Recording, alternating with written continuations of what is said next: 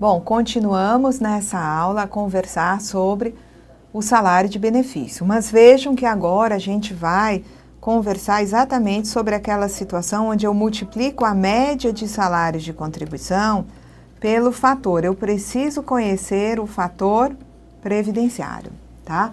O fator previdenciário, ele é calculado tendo em vista idade, expectativa de sobrevida e tempo de contribuição do segurado quando ele vai se aposentar. E nós vamos já examinar a fórmula do fator. Então, quanto mais tempo, maior o fator.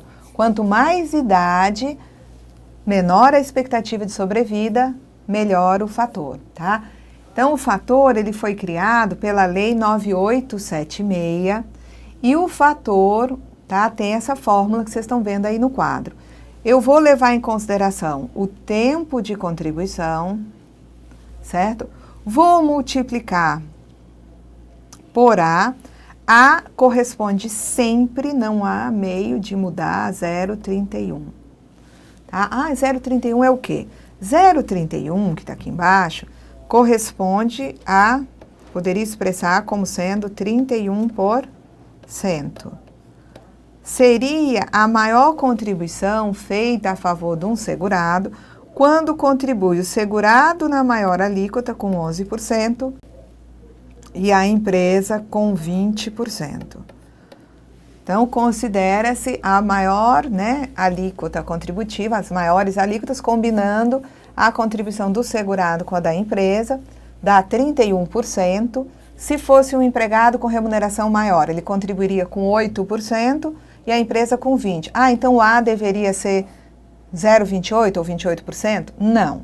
Tá? Se escolheu apenas um valor, tá? O maior valor, tá? Que é de 31%. Mas tem contribuinte individual que trabalha por conta própria e contribui com 20%.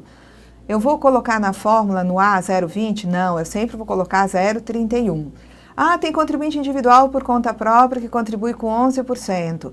Quem contribui com 11% não se aposenta por tempo de contribuição. Então, não vou nem calcular fator para ele, porque ele não tem direito a esse benefício.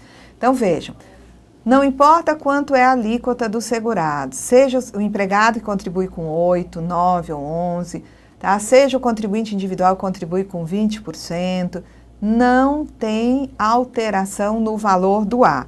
O A, que é 0,31% ou 31%, corresponde, portanto, ao percentual contributivo que se aplica sobre o salário do trabalhador todo mês. Então, a leitura que eu faço do fator é o seguinte: uma pessoa contribuiu durante tempo de contribuição 35 anos com 0,31. 0,31 de quê? Do seu salário. Então, uma pessoa contribuiu durante 35 anos com 31% do seu salário.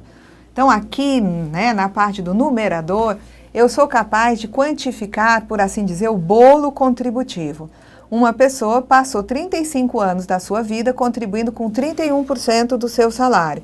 Então, eu tenho como quantificar, tá, o bolo, o montante total das contribuições dele durante sua vida contributiva. Embaixo, eu tenho a expectativa de sobrevida. Então, esse indivíduo que passou 35 anos contribuindo com 31% do seu salário, ainda vai viver 23 anos, 25 anos, 24 anos. Então, eu vou dividir o bolo contributivo pelo tempo que ele vai viver. Significa dizer que quanto maior o bolo, maior o fator, tá? Mas se eu tenho um bolo contributivo para dividir por uma expectativa de sobrevida muito grande, porque é uma pessoa muito jovem que está se aposentando, aquele bolo contributivo eu vou distribuir por um longo período, isso vai fazer com que o fator diminua, tá? Então, no numerador, eu multiplico o tempo de contribuição por 0,31, isso, 0,31 é o percentual de contribuição sobre o salário que é feito durante a vida contributiva. Divido isso pela expectativa de sobrevida. Quem me dá a expectativa de sobrevida? A tábua de mortalidade do IBGE para ambos os sexos. Mas o IBGE tem uma tábua para mulheres e uma tábua para homens. Não, mas a lei manda que eu use a tábua, para ambos os sexos. Vejam vocês que aí você vai dizer, poxa, mas a expectativa de sobrevida da mulher é muito maior, tá? E a do homem é menor. Bom, então significa que se eu estou usando a tábua para ambos os sexos, que vai ter um valor intermediário, a mulher sai ganhando, concorda? Porque aí eu sei que as mulheres vivem mais, tá? Mas aí eu vou ter aqui uma situação onde eu vou estar usando uma expectativa de sobrevida menor para a mulher do que seria aquela se eu usasse a tábua de mortalidade só para a mulher. Ah, mas essa tábua de mortalidade é estranha porque ela abrange o país todo e a expectativa de sobrevida de uma pessoa lá no norte é diferente de uma pessoa que vive lá na Serra Gaúcha, sei lá. Bom, mas aí foi uma escolha do legislador, usar a mesma tábua de mortalidade do IBGE para todo o Brasil e a tábua que, né, diz respeito a ambos os sexos, tá certo? Então, vamos lá. Então, o fator resulta da multiplicação do tempo de contribuição por 0,31 e divide pela expectativa de sobrevida. E eu ainda tenho essa outra parte do fator. Ora, isso aqui, gente, se eu quisesse expressar matematicamente, eu teria que é um percentual. Então, eu vou ter, além desse cálculo do fator, tendo em vista essa primeira parte, eu vou agregar um percentual do fator, tá? Um percentual, na verdade, dessa primeira parte. Então, eu tenho aqui, quanto mais a idade, quanto mais tempo de contribuição, mais esse percentual vai aumentar. Então, aqui eu tenho a idade também contribuindo para aumentar o fator. Quanto mais velho o segurado, quanto mais velha a segurada, vai melhorar o fator. Quanto mais tempo de contribuição, melhora o fator. Então, se você olhar essa fórmula, você pode fazer algumas análises. O que melhora o fator? Aumentar o tempo de contribuição, tá? O que melhora o fator? Aumentar a idade. Ó, de novo o tempo de contribuição aqui. O que melhora o fator? Quanto mais velho o trabalhador, o segurado, menor a sua expectativa de sobrevida, não é verdade? Se eu tenho uma expectativa de sobrevida menor aqui, eu vou ter um aumento do fator, tá? Então, o fator depende para o seu cálculo de tempo de contribuição, de idade, expectativa de sobrevida.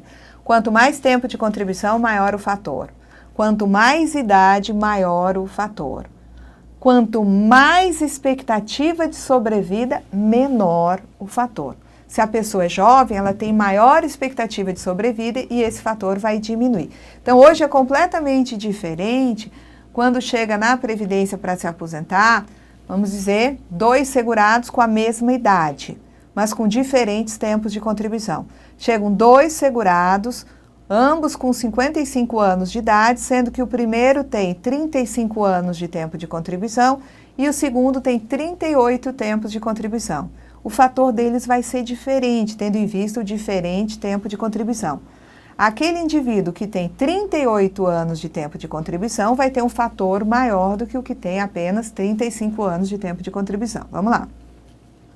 Então, no cálculo do fator previdenciário, nós temos que levar em consideração também a questão da idade. Se eu tenho o segurado 1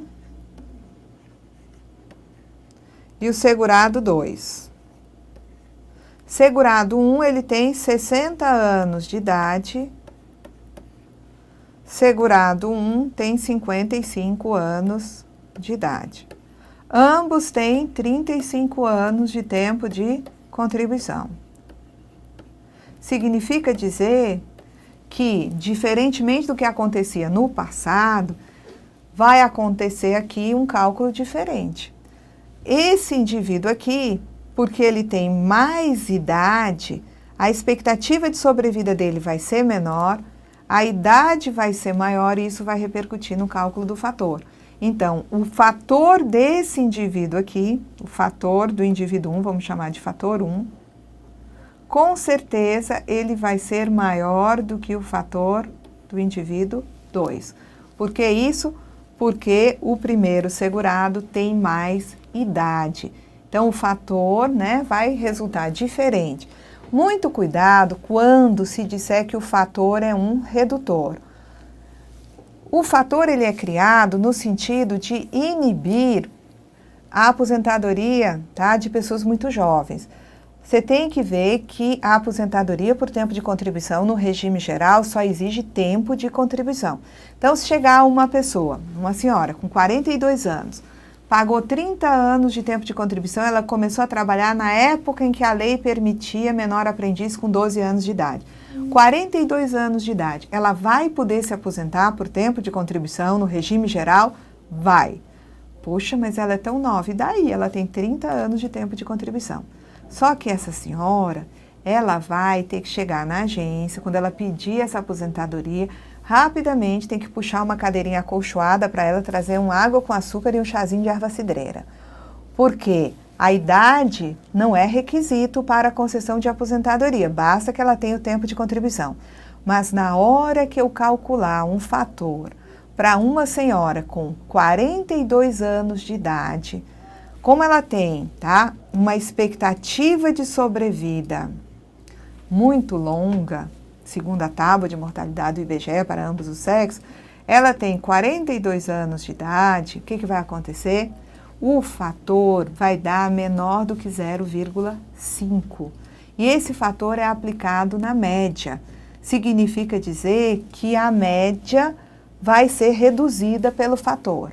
Agora, sempre acontece redução? Não, se vier uma pessoa bem mais velha ou com muito mais tempo de contribuição, é possível que esse fator, né, atinja o resultado de 1 e aí não diminui nada. Pode ser 1,2 e pode até aumentar a média se for o caso. Muito bem. Então, o salário de benefício, tá? A gente sabe que é média ou média vezes o fator. Nós estamos tratando disso, nós estamos de olho no fator. Para efeitos do disposto no parágrafo 7º, ou seja, para cálculo do fator previdenciário, a expectativa de sobrevida do segurado na idade de aposentadoria será obtida a partir da tábua completa de mortalidade construída pelo IBGE, considerando-se a média nacional única para ambos os sexos, tá? Então, se você tiver curiosidade, você abre lá o site do IBGE, basta digitar no Google, tábua de mortalidade do IBGE. Aí ele vai aparecer lá, né, com as opções no site, aí tem para o homem, para a mulher, para ambos os sexos. Você, né, vá até para matar a sua curiosidade, né, vá fazendo simulações. Qual é a expectativa de sobrevida da tábua, né, que tem a média nacional única, tá? Ah, são 25 anos. Aí você vai para a tábua de mortalidade só, né, da mulher e só do homem para verificar as diferenças e ver como funciona, tá? Porque essa tábua aqui, ela tem uma média nacional única para ambos os sexos. E como se diz aqui, essa tábua, ela tem uma média. Você vai encontrar diferenças no que diz respeito a homens e mulheres. Muito bem, mas vejam vocês o seguinte, que como eu trato, tá, de segurados que têm diferentes exigências de tempo para se aposentar, significaria dizer que aqui, se é um homem, eu coloco 35, se é uma mulher, eu vou colocar 30, tá? A gente vai ver que não é assim.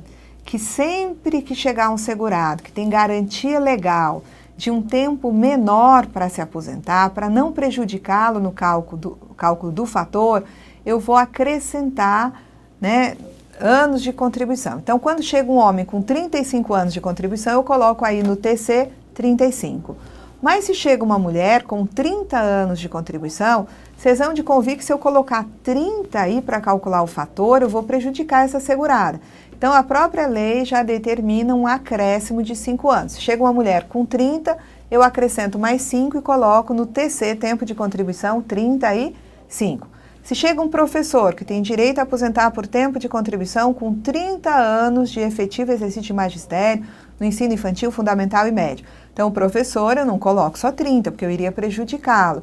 Eu coloco 30 mais 5. Se for uma professora que tem direito a se aposentar por tempo de contribuição, no tempo de contribuição, ela chega com 25 anos, eu coloco mais 10 anos, de modo que sempre se vai começar aqui, seja para o homem, mulher, professor ou professora, com 35, tá?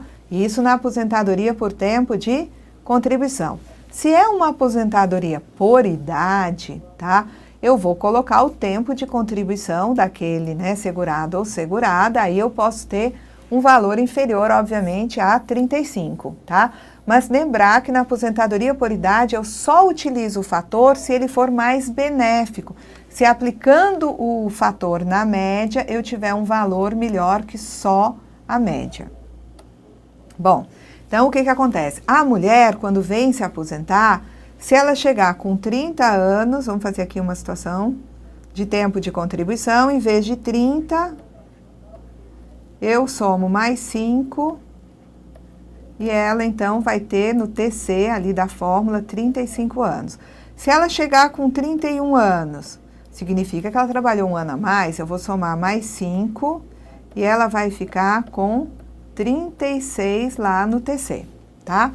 O professor ele tem direito também a se aposentar com 30, mas eu não coloco só 30, eu coloco 30 mais 5 anos dá 35.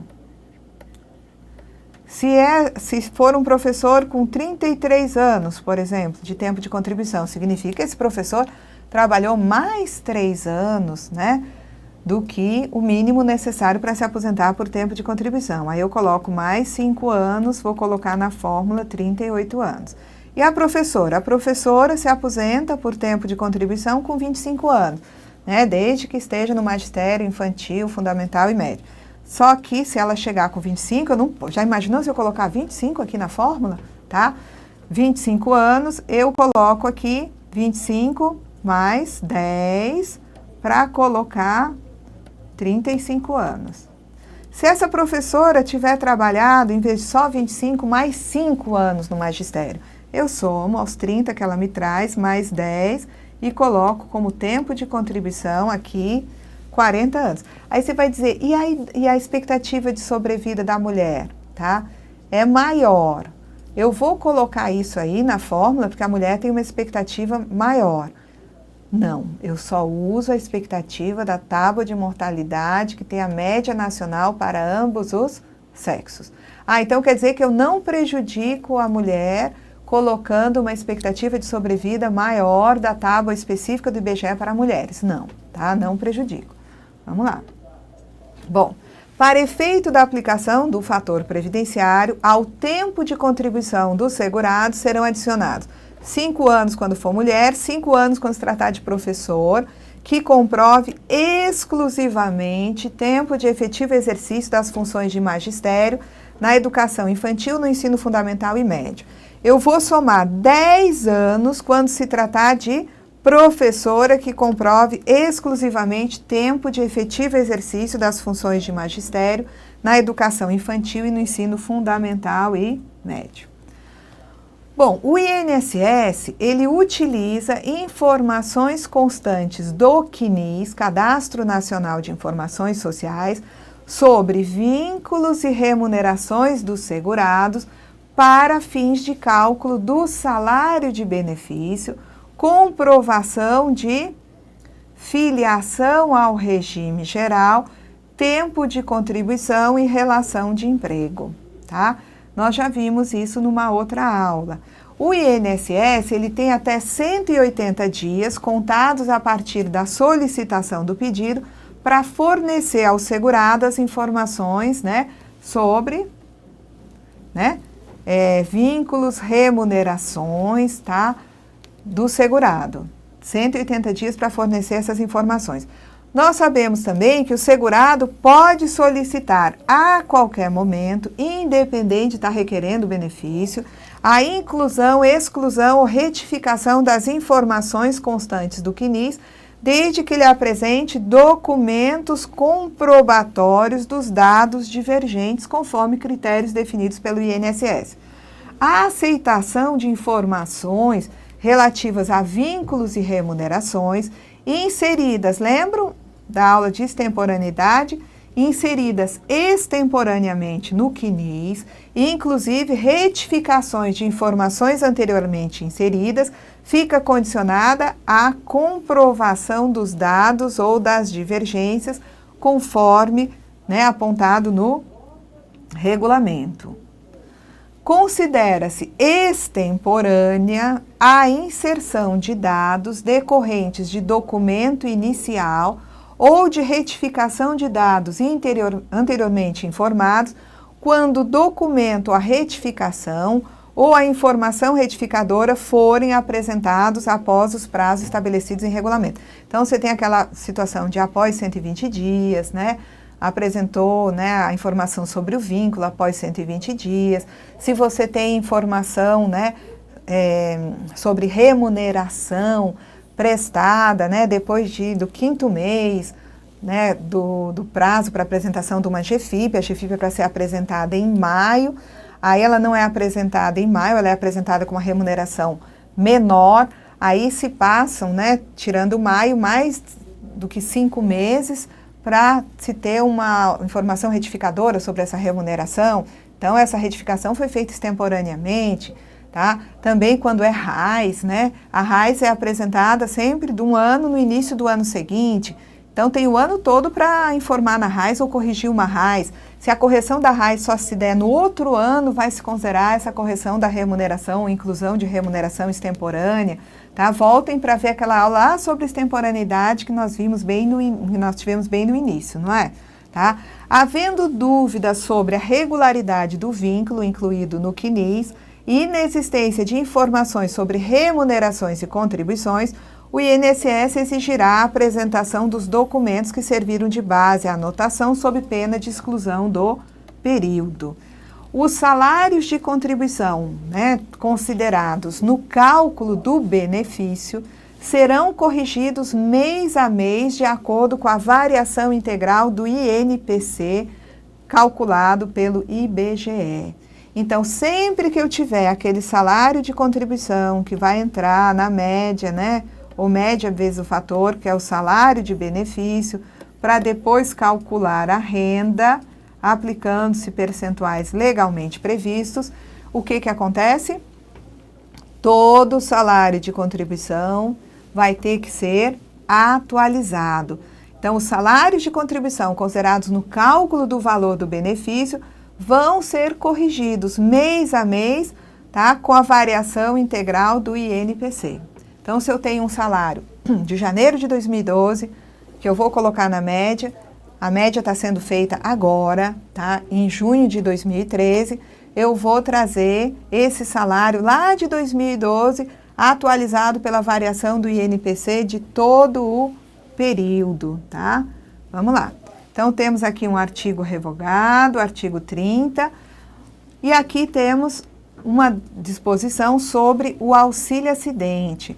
O valor mensal do auxílio acidente integra o salário de contribuição para fins de cálculo do salário de benefício de qualquer aposentadoria.